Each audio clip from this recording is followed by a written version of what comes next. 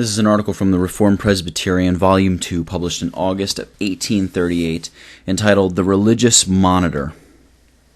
In a late number of this periodical, we find the following article, which we copy that our readers may judge of its merit, justice, spirit, and courtesy,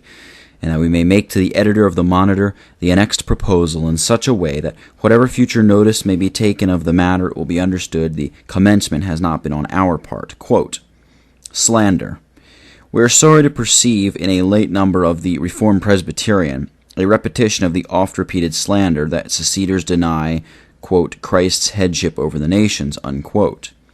That the Reformed Presbyterians make their ministers and members subscribe to this charge as held forth in their, quote, Reformation principles exhibited, unquote, by no means makes the thing true. We are indeed surprised that the respectable editor of the above paper should at this time be found reiterating the slander referred to, when he knows that the associated synod is in communion to his synod, not long since utterly denied the truth of the charge and complained of the misrepresentation. But it seems the profoundly wise Mr. Roney has the means of knowing what seceders believe much better than they know themselves. Unquote. We do know that the associated synod is in a communication to the Reformed Presbyterian Synod, denied the truth of the charge referred to, but in the face of the ample testimony afforded on the subject, we consider such a denial to come as far short of making the thing false as the editor of the Monitor says making ministers and members subscribe to it does of making the thing true. Reformed Presbyterians never adduce such evidence as that referred to in proof of their statement, nor will they admit as a sufficient refutation a denial of what they have always considered they had the best grounds for asserting. The respectable editor of the Monitor is assured that his surprise at what he denominates reiterating the slander referred to was indeed great if it surpassed that which we always feel when an intelligent seceder who may be supposed to understand the principles of his church is found maintaining that the headship of Christ as mediator over the nations is and has always been one constituent part of the secession system of doctrine. In the present instance, we are more than surprised, to find a denial of this denounced as an oft-repeated slander, considering the source whence the denunciation comes.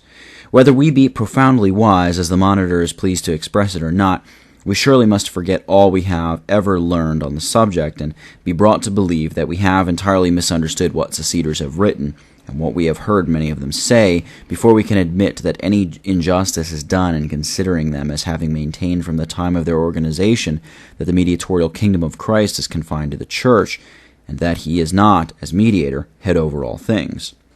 As this is a subject of great importance, and as we desire that our readers may be correctly informed in relation to all matters on which we write, the doctrine of the Associate Church on Christ's headship over the nations, as well as others, we respectfully and in sincerity make the following proposal to the editor of the Religious Monitor, or any of his secession brethren.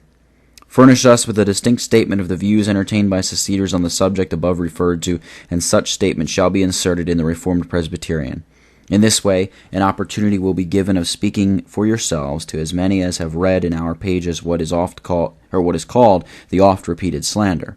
While on this subject, we would inform our readers and remind the secession brethren that about 7 years ago a similar proposal was made to the Associate Synod by the Reformed Presbyterian Synod in relation to the above and other points of difference between the two bodies, respecting which the former complained of misrepresentation, with an assurance that such statement should be embodied in the next edition of our narrative. The proposal, courteous, fair, and generous, as we think, has not yet been acceded to. We hope it will be otherwise in relation to the one we have above respectfully submitted. In the meantime, we will endeavor to become still more profoundly wise by attending to the means of knowing what seceders believe, that if heretofore mistaken we may discover and acknowledge our error, or that if right, we may be the better prepared to communicate our information, so that they may know what they believe, at least as well as we.